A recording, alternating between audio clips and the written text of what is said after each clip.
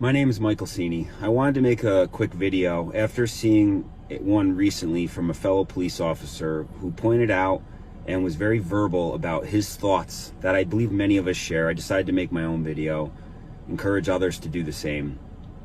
What we've seen in recent months is none other than what I believe is going to be viewed as one of the biggest power grabs in American history.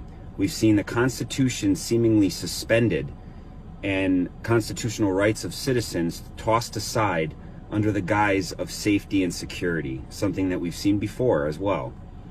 You know, I swore an oath to the Constitution against all enemies, foreign and domestic, and I stand on that oath, and I will continue to stand on that oath, and there is not a human being that can alter my oath between myself and the Constitution, myself and God.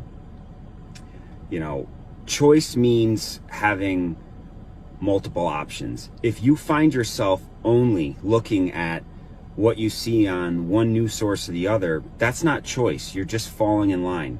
You know, I ask every human being and every American citizen to question things and look at them, look at both sides. Anyone that knows me from my political side of my life knows that I don't really walk one side hard left or hard right. I stand somewhere in the middle, a place I am proud to be. But you have to look and at least acknowledge some of these videos like Plandemic, where we have doctors out there talking about some things that are inconsistent with what you're seeing in mainstream media. At least look at it. Look at it and then decide, okay, does that make sense or not, and make a choice? Because that's what freedom's about, choice. But if you're not even watching these things and you're just taking one side and just eating every bit of it and projecting it, then what are you really? Sheep, okay? We look for more than that and expect more. You're supposed to educate yourself before you vote. I always do. I read things. That's part of where I've made it this far in life, and my opinions made because I make them. I judge nobody by what anyone says. I judge them on my own interactions. You should judge this entire situation on your personal interactions and see what you come up with. You know, as far as immune system goes, I find it so troubling that people are so quick to lock themselves in their house for 60, 90 days. Yes, Corona is terrible. Yes, it's killing people, and that scares me. But I always look for a strategy to beat something, not just to barely survive, okay? I'm out there every single day dealing with people and dirty germs, and I've been just fine. Even per Governor Cuomo's daily news, and I'm going to post a picture on here, today I took a screenshot of his newscast, and as of today, May 7th, he put out there that 66% of new Corona cases are coming from people that are not leaving their house. Ask yourself why. Well, if you look at any of these doctors that recently put a video up about your immune system, it's that every one of us goes out there and touches dirty germs all day, every day. Children do it all during your existence.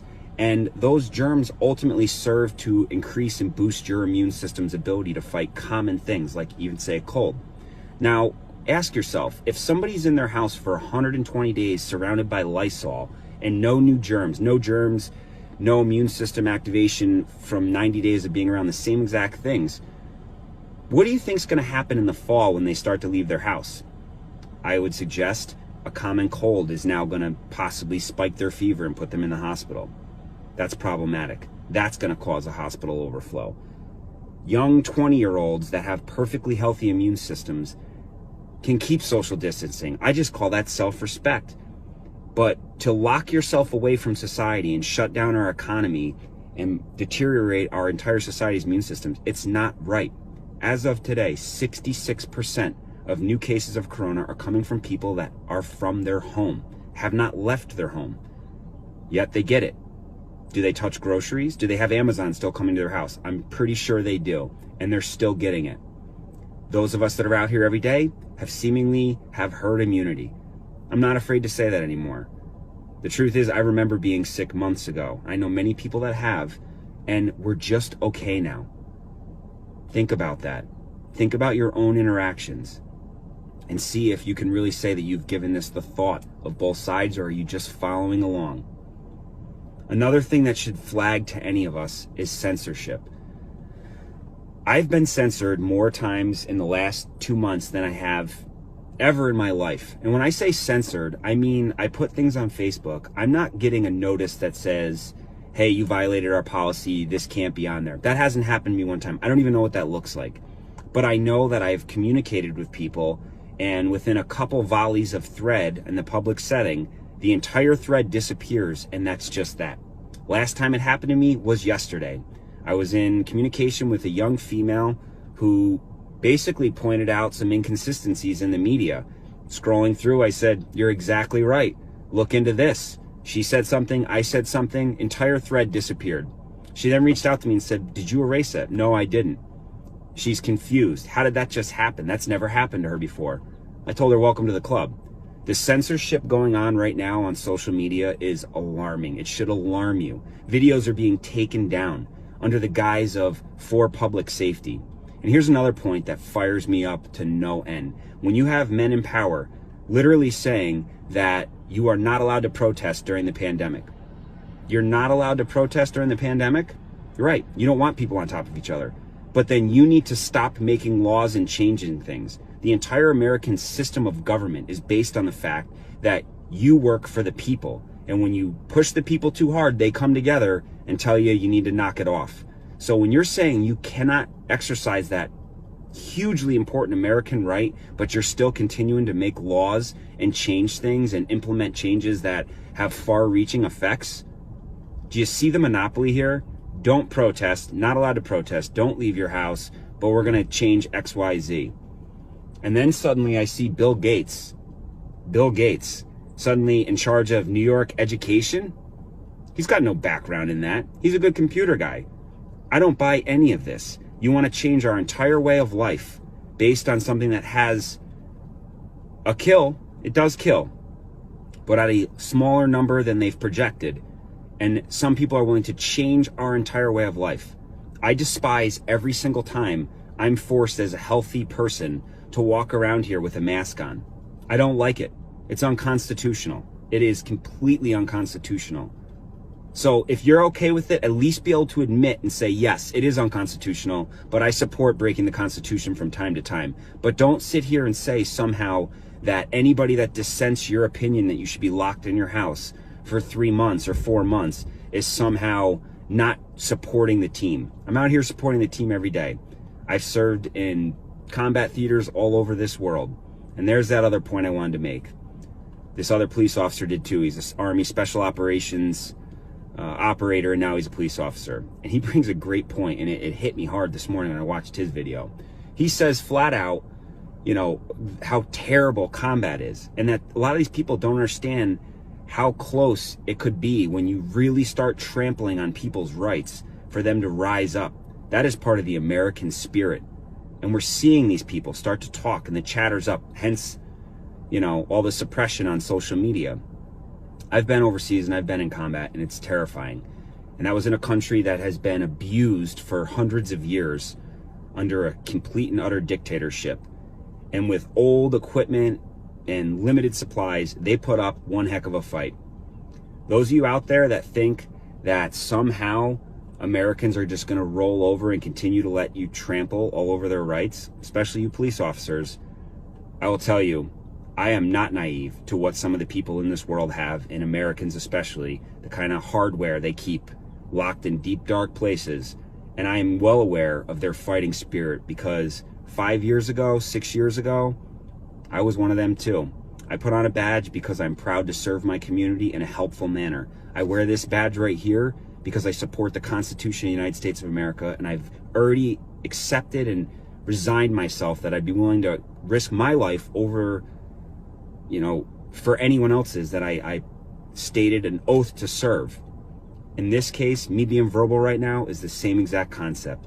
People need to open their eyes. Look what's going on. Look at multiple media sources. Look at some of these videos and really ask yourself if this is all making sense to you. Do these steps are we taking, are they effective?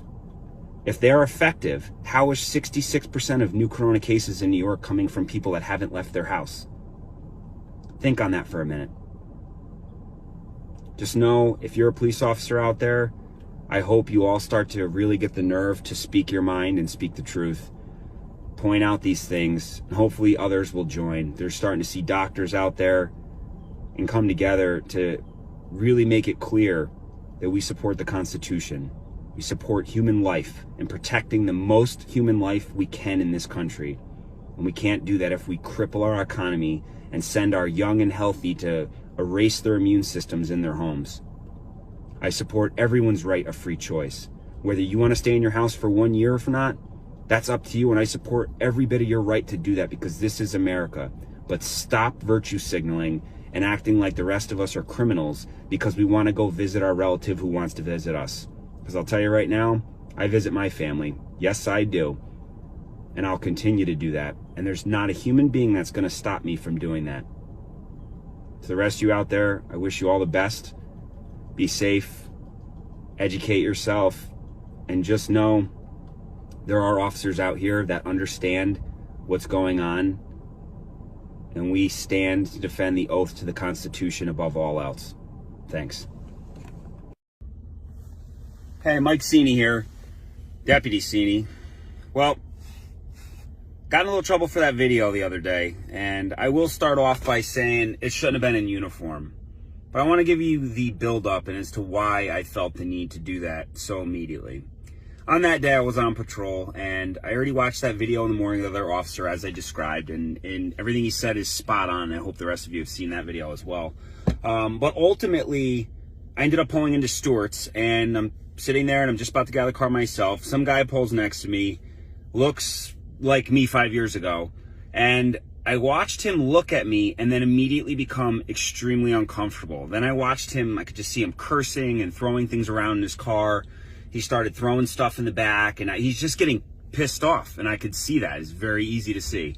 And finally he finds like a little girl's t-shirt, a doll's t-shirt. I don't even know what little pink rag he had, but he just held it in front of his face and got out of the car. So I got out of the car because I immediately had like a knot in my stomach that all of a sudden he's looking at me like I'm the problem here. Like I'm going to be the one that leans into him. Like he doesn't have enough going on in this world, and all of a sudden he's got to worry about me, you know, jumping down his neck. So anyway, I ended up coming over. I said, hey, and as soon as he heard that, defensive as could be, was upset. Like, what do you want? I said, well, we're on the same team. We're on the same team. He kind of froze, and we talked for a couple minutes, and I told him, you know, get your coffee. I put my mask on to go into Stewart's as well. But I wanted to make it clear that we're on the same team. Like, these people are stressing out that we're not against you. You know, enough things are going on with police. The last in the world, this guy trying to get a coffee to go into Stewart's was looking at me like I'm the threat. Like I'm going to freak out at him. I'm not. That fired me up. I went to my spot and I made that video. I'll tell you, shouldn't have done it while I was in uniform. I'm currently suspended without pay for a couple of weeks. That's okay. Do the crime, do the time. So I'll sit here and I'll take that. You know, I'm a little surprised by the no pay thing, but I made my point. And honestly, I stand by every single word that I said before. And sometimes doing the right thing costs you a little bit. Here I am. I got my kids for a couple extra weeks. And one other thing I thought was interesting is, you know, with my newly found time off, I thought to myself, I got a lot of Marine friends. They're all over the country. Down in Florida, they're in Texas, they're in California, Idaho. I could go on and on. But I think I'm going to go talk to them and see what they think as police officers around the country, how they're dealing with this and what their perceptions are as a bunch of Marine Corps combat veteran police officers. Stand by for those videos. Be safe, everyone, and keep your eyes open.